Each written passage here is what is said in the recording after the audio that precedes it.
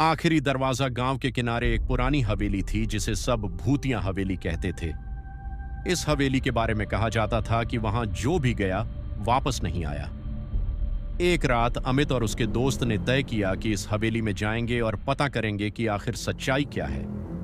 सबने टॉर्च और मोबाइल साथ लिया और हवेली की ओर बढ़े।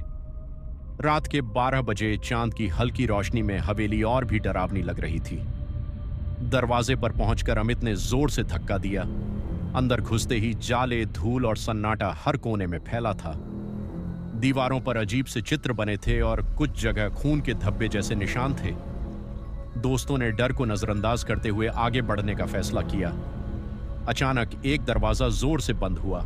सब चौंक गए। यह हवा से हुआ होगा, अमित ने कहा, लेकिन उसकी आवाज कांप रही थी। आगे बढ़ते हुए उन्होंने देखा कि एक दरवाजे के पास से हल्की रोशनी आ रही थी। डर और उत्सुकता के कारण अमित ने धीरे से दरवाजा खोला। अंदर एक औरत खड़ी थी, सफेद साड़ी में, बाल बिखरे हुए और उसकी आंखें लाल चमक रही थीं।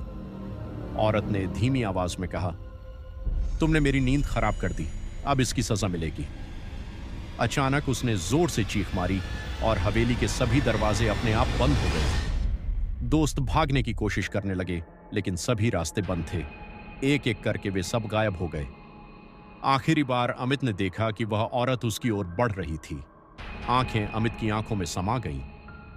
अगले दिन गांव वाले हवेली के बाहर एक मोबाइल फोन पड़ा हुआ पाए, जिसमें अमित और उसके दोस्तों की आखिरी चीखें रिकॉर्ड थीं।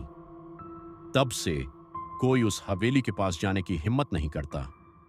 कहते हैं कि उस रात के बाद हवेली का आखिरी दरवाजा हमेशा खुद ब खुद खुला रहता है, लेकिन जो भी अंदर जाता है वह कभी लौट कर नहीं आता।